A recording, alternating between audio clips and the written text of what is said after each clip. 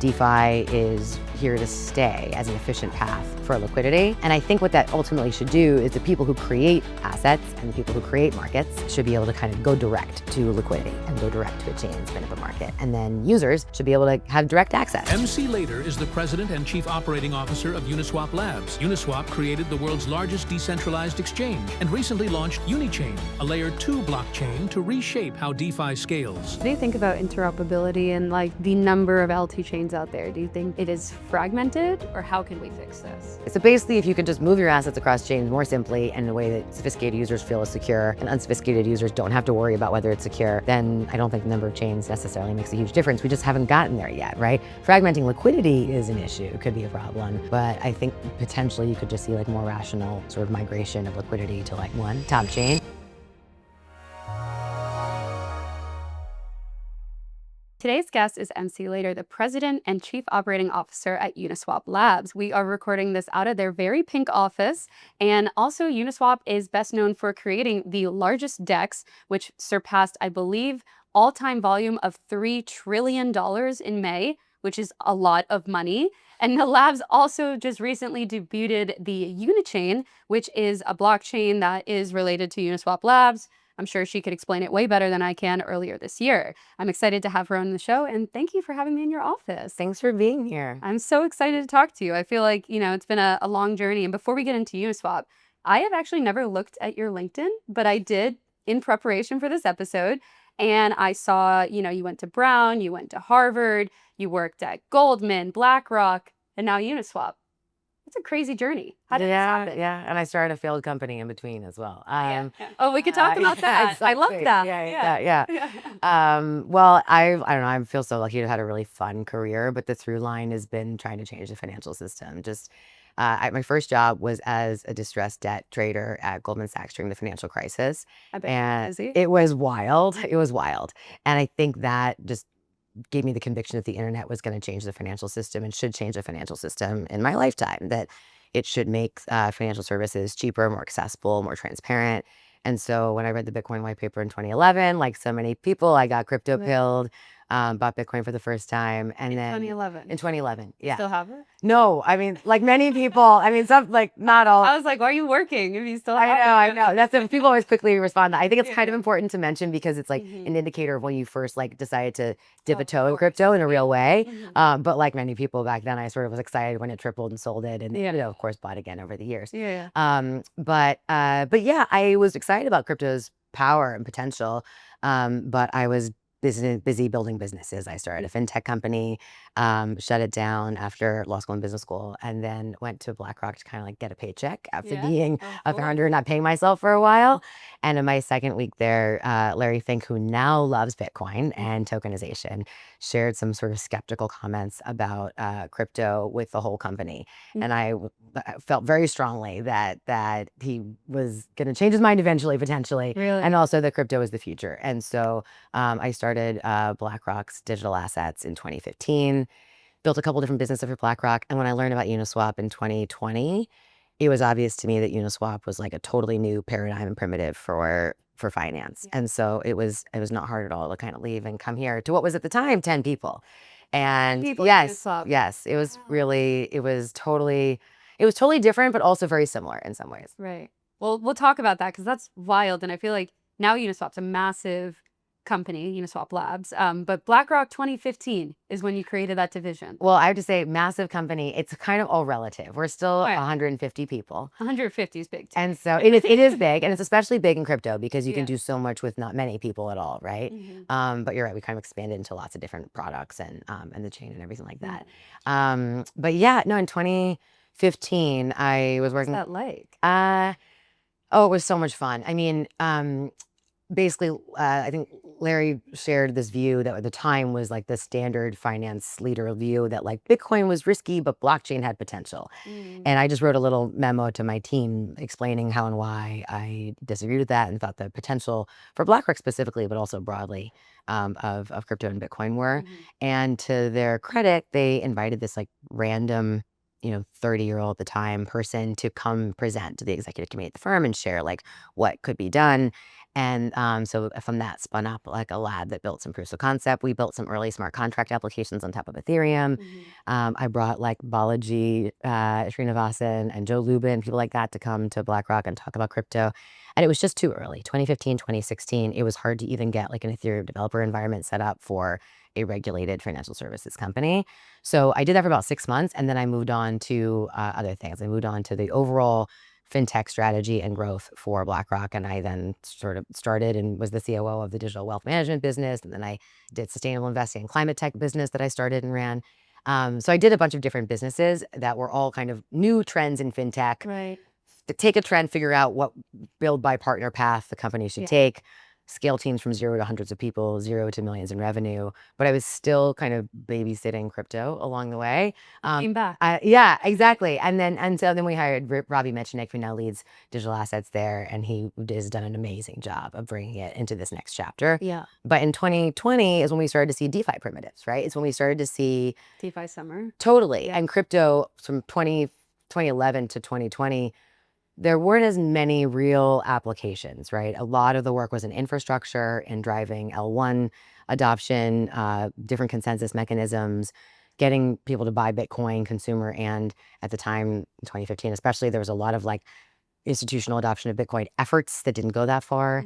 There was also a period in that time of like enterprise blockchains, which was this kind of short-lived, thankfully, era of private blockchains kind of being something that got people's attention that I never really believed in. So when I learned at Uniswap and the notion of automating market making, that was obvious to me as something that had huge potential in crypto on blockchains, but also could expand to so many different assets, like well beyond what today's crypto assets or the crypto assets of 2020 were. And I met Hayden and I spent a bunch of time with him and was like compelled by definitely his vision, but also his values and his commitment to decentralization and from a technical perspective.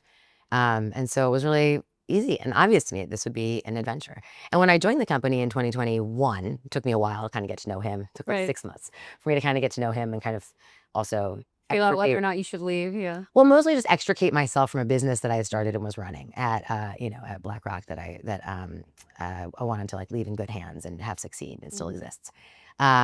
And so when I joined the company, I think by the time I joined, I was number 16. And the question was like, well, what from here? I mean, it was pre Gary Gensler.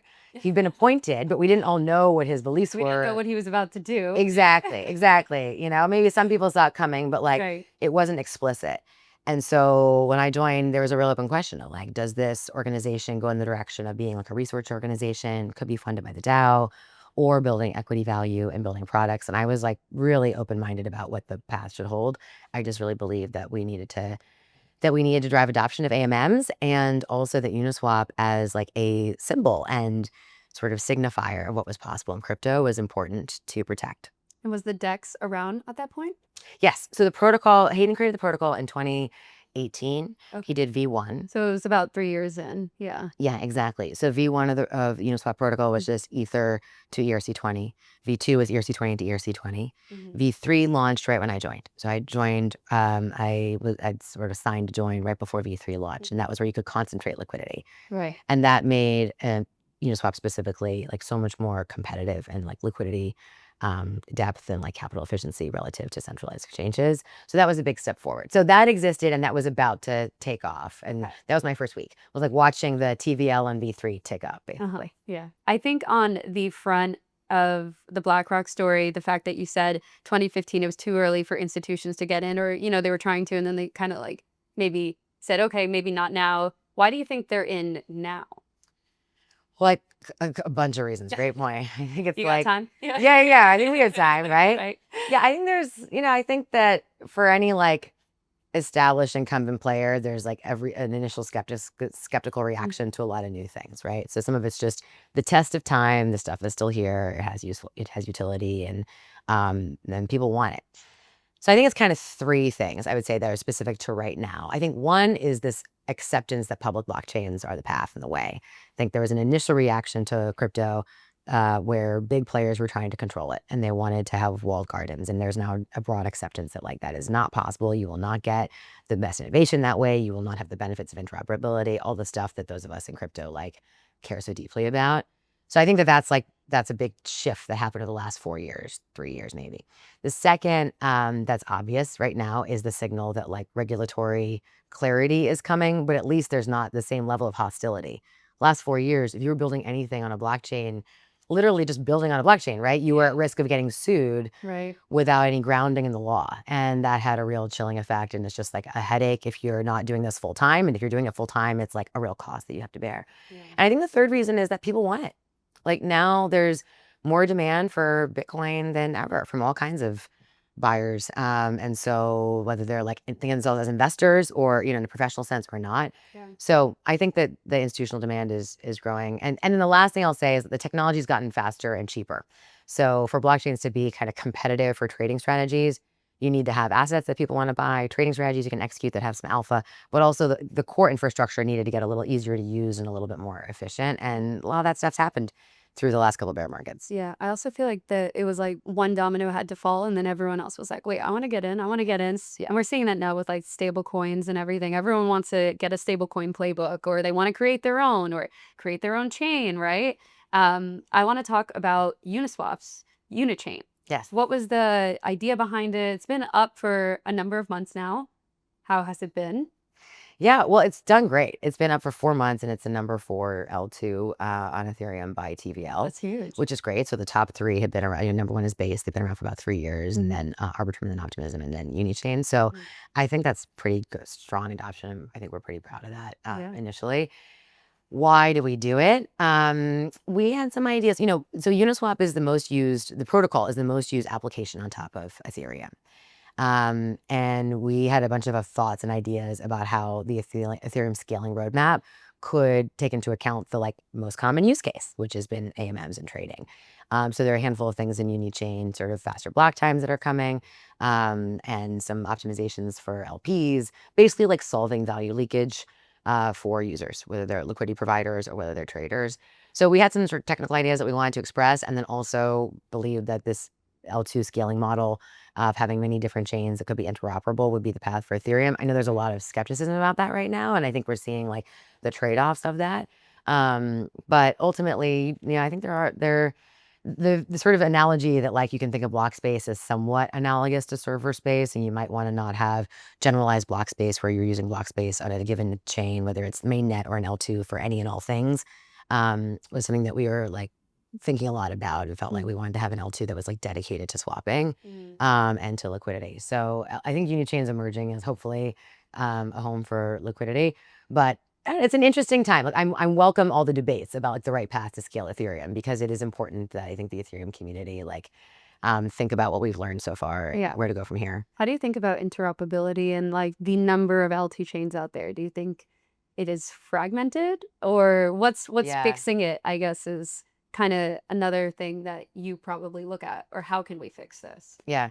Well, I mean, if interop were smooth, you wouldn't notice how many chains there were, right? So I think that's kind of just visiting Unichain, and then I'm visiting this one and visiting that one. Right. I don't even know I'm like between them. Right, exactly. So basically, if you can just move your assets across chains more simply and in a way that, sophisticated users feel is secure and unsophisticated users don't have to worry about whether it's secure, then I don't think the number of chains necessarily makes a huge difference. We just haven't gotten there yet, right? Fragmenting liquidity is an issue. It could be a problem.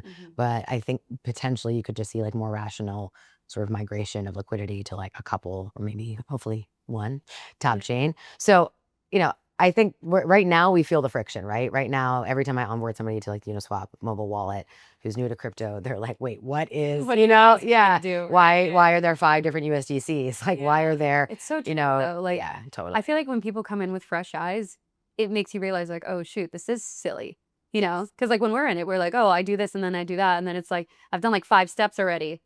But to the average person, they're like, just click. Totally. I mean, the user experience should be so much smoother, and you shouldn't have to know or think about which chain you're on. You should just, users want tokens. They don't really want to think and care about like which infrastructure they're choosing. Yeah. So I think as an industry, we've probably gotten a little stuck on some of these things, even though, there's broad recognition we need better user experience. But I think we're pushing through it. We're going to ship some stuff this year that I think will change a lot of these things. Yeah. Speaking of this year, we're about halfway through June in 2025. I can't believe it. Yeah. I know, I'm time stamping this. Yeah. Yeah. To date, what do you think have been like the biggest goals or targets that you've been kind of reaching for at Uniswap Labs as COO and president? And then like, what have you checked off? And then what is there still to come for the rest of the year? One big one was Unichain. Second big one, off. yeah, checked out, Yeah, checked out. yeah. And these are specific to like what you asked, what am Right, I for you, focused on? yes. Like I've spent a lot of time like spinning up and building like our new products. Mhm. So because they of course have an important technical and product component, but also like tons of partners and all go to market. So Unichain was a big one. And now growing Unichain, making sure that it's appealing to builders, especially for V4, Uniswap V4 hook builders. So I'll just side tangent on V4. Yeah. So the V4 of the Uniswap protocol, which came out about a year and a half ago, lets anybody write smart contracts that can allow for customization of a pool, and they're use hooks basically as what we call those smart contracts. That is very cool. Also in the history of financial services, in addition to like the shorter history of dexes, because it means that what we think of as a market structure can actually now be like a market structure at the pool level. You don't need like a whole dex to have a different market structure. Okay. So that shifts. A simpler way to put it for a developer is like that shifts Uniswap V3 and Uniswap protocol into really a developer platform. So trying to make sure like that Unichain plus V4 combo is really compelling as a developer platform. That's been a focus. And then the other thing is we have an API now that allows these institutional or more pro traders to integrate the Uniswap protocol, all the different versions, and Uniswap X, which is the RFQ and the RFQ auction, basically adjustment auction, smart contract that combines into one API. And so if you are a fund that's just starting to trade crypto and you want to trade DeFi, you don't want to just partner with a centralized exchange and use them because you don't have as much transparency.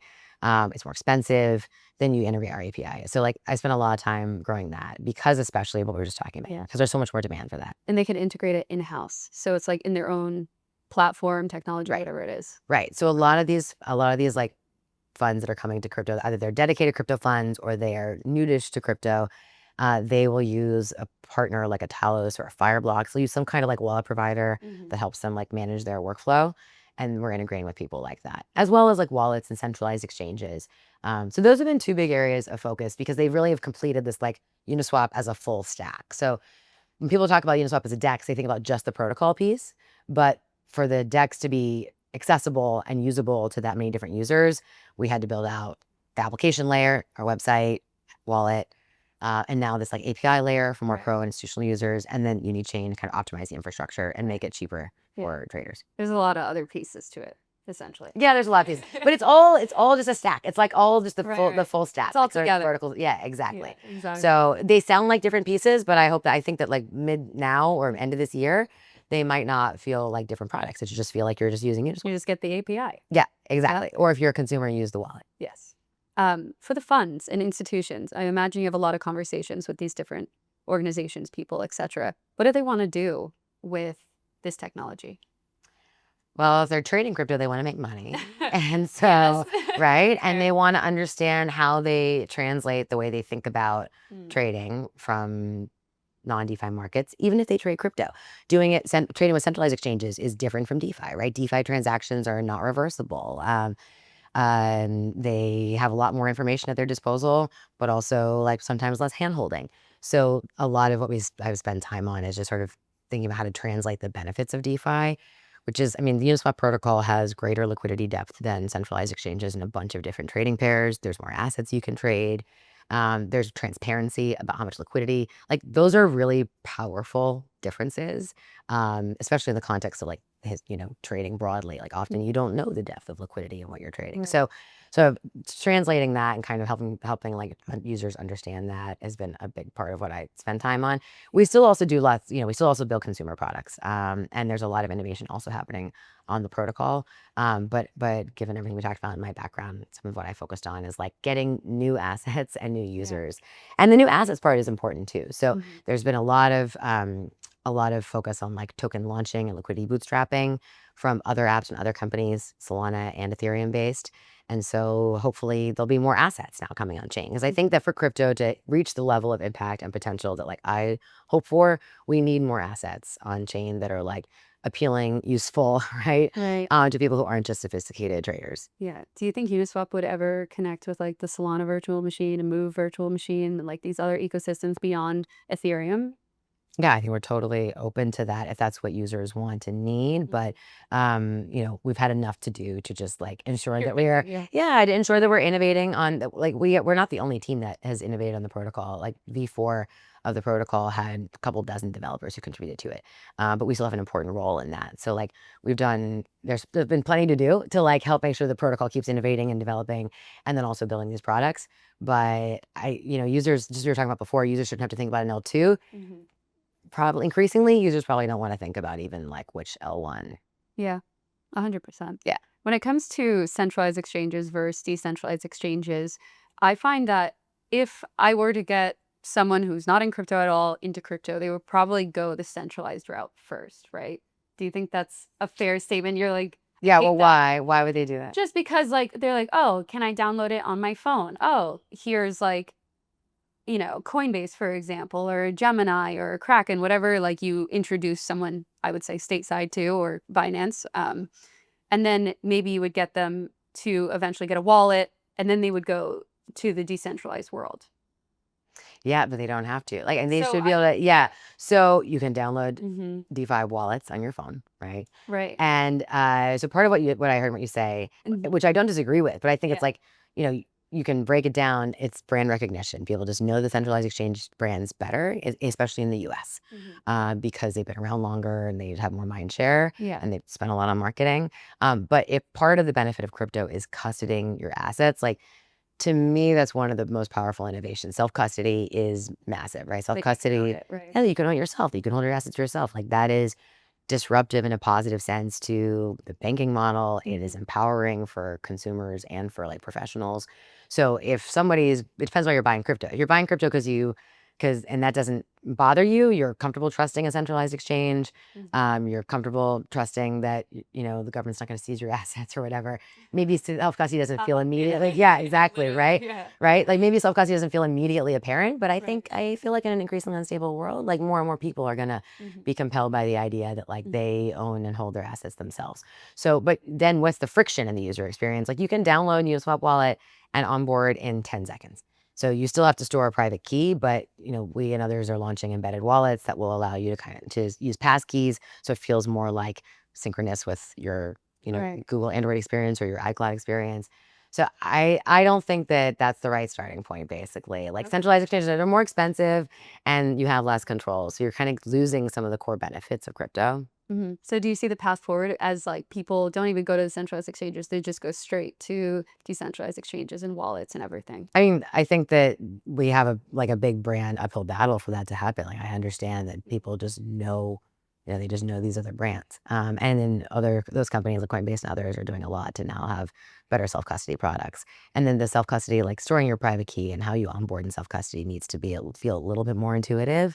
We're just also used to being able to rely on the proverbial cloud and trust that if you lose your password. Yeah, exactly. If you lose your password, you're going to be fine. So like the friction of that user experience like does need to get better, but it is getting better. Like people have, Privy and other companies have done a great job. So I hope that that's where we get. I hope that in 2026, if people are coming to crypto for the first time, there's a couple brands that they know they can go to and be like, wait, I trust that product. I trust that product. That's true.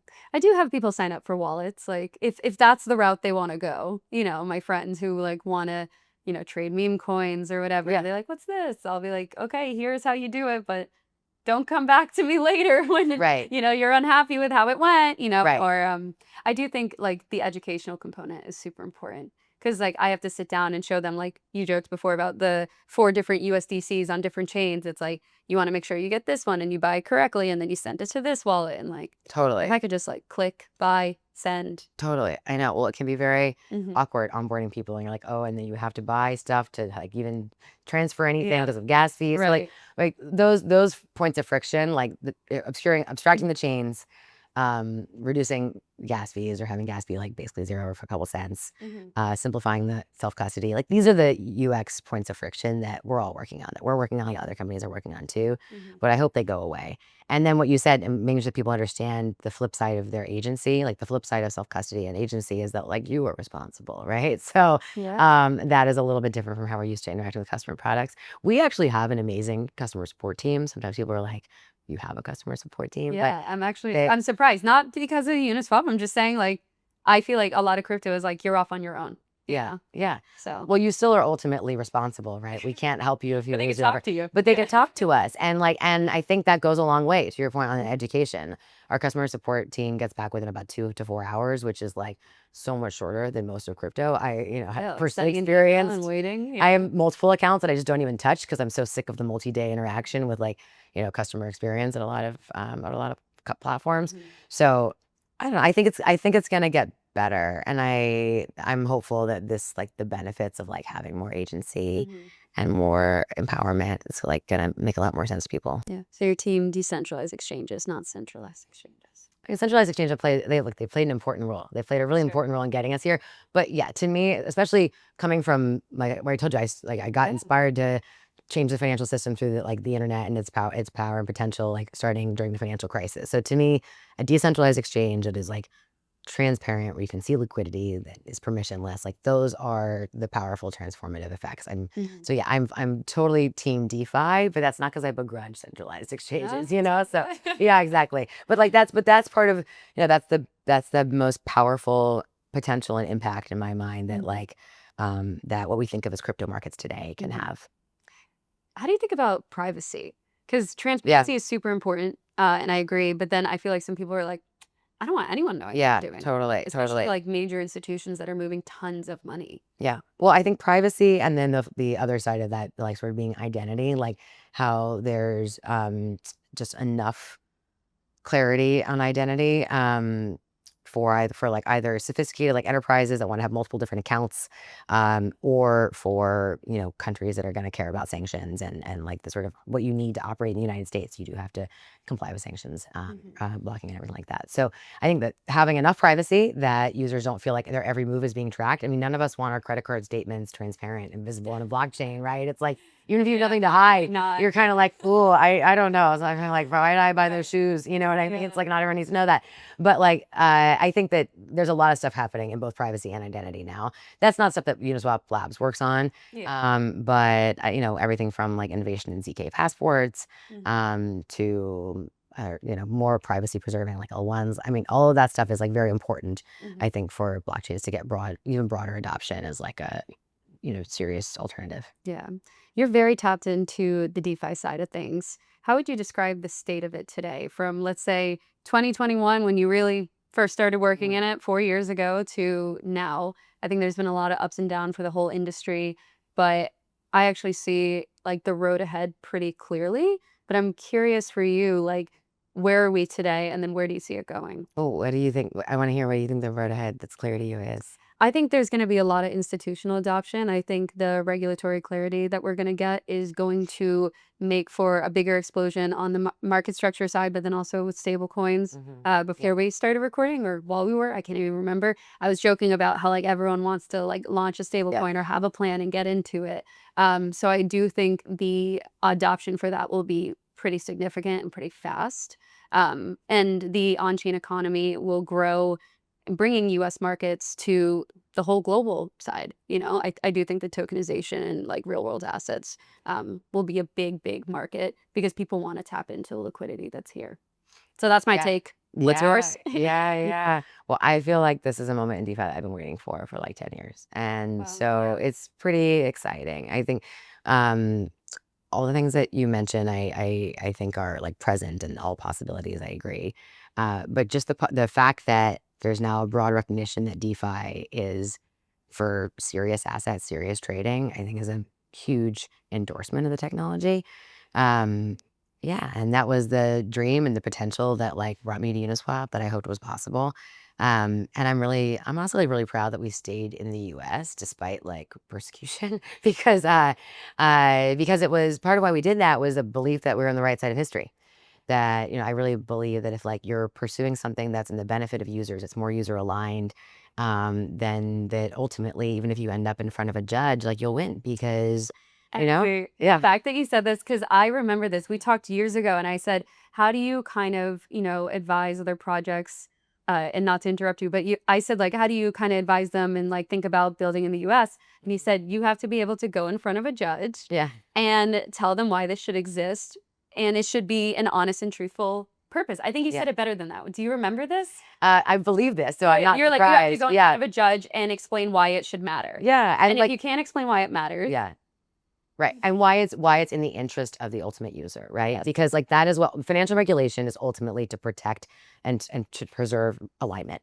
But most financial regulation has been built around very specific operations. And those operations are totally different on blockchains. And that's part of why this translation, like today's rules don't fit, right?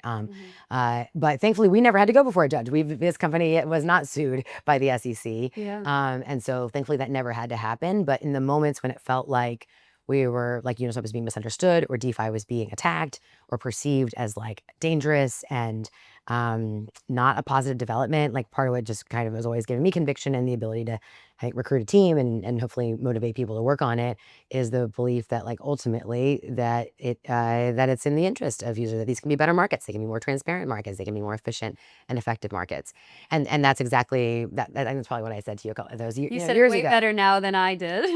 No, not at all. But I believe message is that. there, yes. Right. And that's like a very helpful like divining rod of like, what are you working toward and building? And will it matter? Especially because crypto is so volatile. Not prices are volatile, adoption is volatile, sort of public perception is volatile. And so having that kind of like long-term focus is important.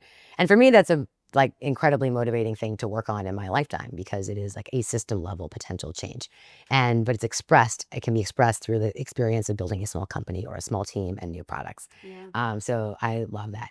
In terms of like where we are in this moment, I think this is just like I said, an exciting and powerful moment for DeFi because if we do have a market structure built in the US, then the US has the opportunity, depending on what's in it, depending on how it shakes out, but the US has the opportunity to continue to lead the world in innovating in how markets work.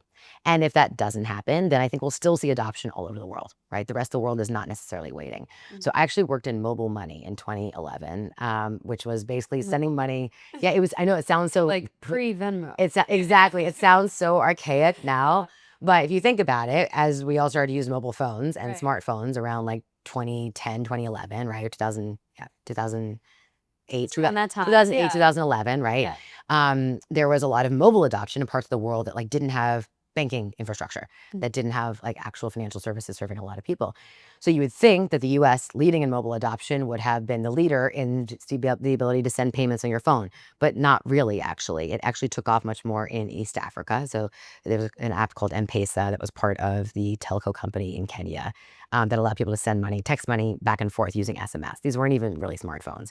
So I like left Goldman Sachs and I went to Kenya and I worked basically with the ability to send mobile money from your phone to like many to one. It was one-to-one, peer-to-peer, but to make it really useful, people wanted to be able to pay at the grocery store. They wanted to be able to like borrow money for their agriculture equipment and stuff like that. So I worked on that in 2011. And that was an example of a country that had fewer incumbents, less robust like financial infrastructure that was able to adopt this like new form of fintech earlier. And we've seen lots of examples of that in fintech.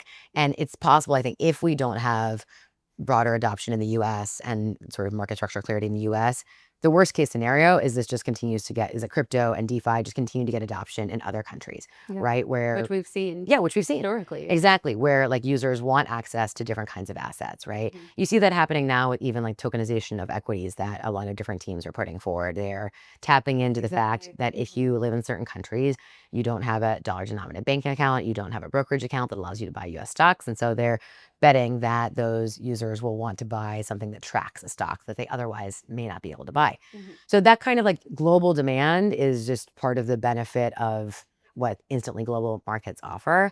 And so, yeah, just to come back to your original question, like to me, DeFi is here to stay as an efficient path for liquidity.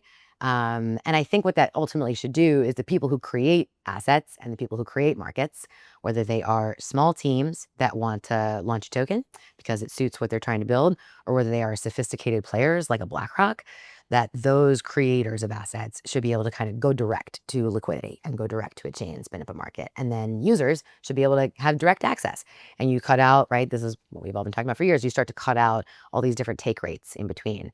One analogy that I talk about and think about a lot is it's kind of like converting the potential energy in the world of the world's value into kinetic energy. So if you think about what it takes to translate or turn something that like creates value in a broad sense, whether that's like a business or a view on a trade into an actual like realized gain or price, which are like different kind of forms of kinetic energy. There's a lot of steps in between, and I think DeFi has the potential to shrink that, and I think ultimately convert so much more of the world's value into like realized and like captured value for people. And move that energy. And move it. Exactly. Yeah, it's been sitting. It's been sitting. Pick it up. Yeah. Exactly. Yeah. Yeah. So it's like it's just such a fun time to be in DeFi right now. And I think even though it's been the past few years have been like very painful, I think that making a lot of decisions along the way to kind of demonstrate that this is ultimately on the right side of history have been a small part of what led us to this moment. Yeah, for sure. On the DEX side of things, I mentioned in the intro past 3 trillion in all-time volume, which is just crazy to think about. When you think about growing that market share and expansion and all the products that we've discussed, what kind of is the end goal for it? Or is it just there's no end goal? Well, the Uniswap Labs mission, which I actually don't think we've said publicly, not deliberately not said publicly, but Uniswap Labs mission is to unlock value through universal exchange. So it's basically what we just talked about. It's that if you can have, and the protocol I think does this, right? If you can let anyone create a market, access liquidity, and therefore have like an asset that can reach that many more people, then you can unlock a lot more value in the world. So that's the goal. And everything that we built along the way has just been trying to make that possibility more accessible. So the reason we launched a wallet was because the biggest pain points for people using Uniswap protocol and Uniswap were wallets, frankly. And so we built a wallet. Yeah. And then I mentioned the next one was kind of Unichain, was being able to have an L2 that's really, really built by DeFi for DeFi. And then now is the API. Now that we have like institutional users, as we've been saying, who like okay, they're ready, they're not as spooked, and they're very curious. Building a product that helps them access it. And then what's next? What else are you going to build? Oh gosh, well we just talked about there's still there's still friction points, right? So interop, user onboarding. I think helping. If let's say you're trying to launch an asset or a market and you don't really know like what tools are at your disposal, that still can be kind of hard to navigate. So I think thinking through what we can build to help liquidity providers or like new users who want to kind of use these markets and their potential, but aren't as deep in DeFi, there's like a lot we can do around, I think, supporting and helping liquidity providers. Yeah, I agree. Aside from everything we've discussed, MC, what else are you paying attention to that you think people should watch? Well, we're all paying attention to stablecoins. I know we talked about that, right? So like, Let's talk about stablecoins. Yeah, totally. So I think that the proliferation of stablecoins is going to be really interesting because then we might end up with fragmentation of liquidity. So I think that there is still a big opportunity for new stablecoins to get a lot of market share. I mean, think about the total size. Yeah, I think that even think about maybe it's winner take all, winner take most, but like there's still the applications are so broad that you could have a stablecoins that are kind of embedded in products where you're not even thinking about the token itself as the brand. So I'm really excited to see that take off because I also think it's a shift it's an opportunity to shift banking and payments models, right? Too. To make them ultimately more user aligned as opposed to like today's banking model, which is basically unsecured lending for consumers. So that I'm excited about and watching. It's not something that like Uniswap is playing in, but there's a lot of stablecoin liquidity obviously on the protocol. A lot of my time is on policy. A lot of my time is looking at and thinking about and providing advice to people who are trying to draft these bills. And then as part of what the SEC is doing in the US, like thinking about capital formation. So is this an opportunity to have tokens be like a very credible and preferred path for capital formation because of all the structural benefits that we talked about in DeFi? So those are things that I'm excited about. What else? What did I miss? What's happening right now? No, I think you covered it. Yeah. I think so. I also just one thing I love about crypto is how anyone with an internet connection can educate themselves and be excited about crypto and start building, right? Like, right? That like permissionless innovation, the credible neutrality of building on blockchains is so powerful. And so one thing that like brings me a lot of joy is seeing how many people in college are as college students launching new products and building stuff. Yeah, and like in clubs and everything. Like I went to Yale's blockchain week or whatever, or blockchain club conference. Yale's blockchain conference. That's what the word I was trying to get out. The club was the one hosting it, but it's just like you see all these like talented young people that want to get into this. And, I wasn't doing this in college. Totally. And you think About about the, being honest. right. And you think about Yeah. the impact of what that means of like how much more accessible Mm-hmm. finance and markets are. And look, crypto obviously has much broader implications than just finance, but like the use cases that have the most adoption today are, from my perspective, all still in finance. I'm excited about decentralized identity. I'm excited about other kind of infrastructure applications. I like watch and I'm curious about how some of like the consumer data ownership stuff evolves and like what that means for consumer apps. But like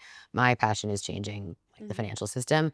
And when I was in college, you had to know who did finance, and then you had to apply to them, and then you had to learn to speak their language, and then you had to be educated, not just in like the core content, the best proxy for which are finance and economics classes, maybe in a college or online, but you also had to like kind of learn a lot of jargon and a lot of like industry know-how. Yeah. And those things are blockers. They're gates that are hard, that dissuade people, and they're hard for some people to have interest in pushing through.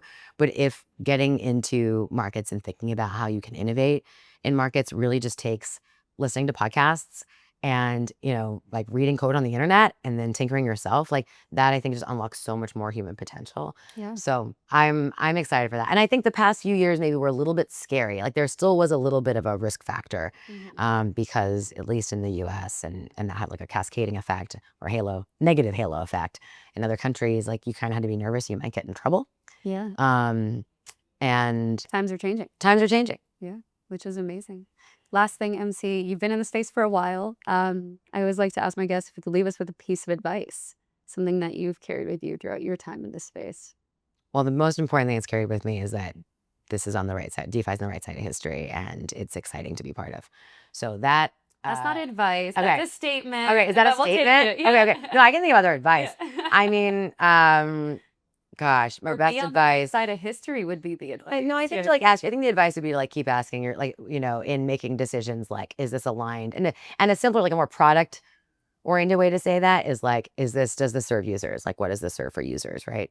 And that might not feel unique to crypto relative to other tech, but especially in crypto, so much of what you build can be in the interest of your users, or it can feel compelling to them, but like ultimately not be aligned. But the other, I have a lot of thoughts of advice, so you can pick and choose from these. I think like to be judicious about following prices. I have little price widgets on my phone, but sometimes I just delete them.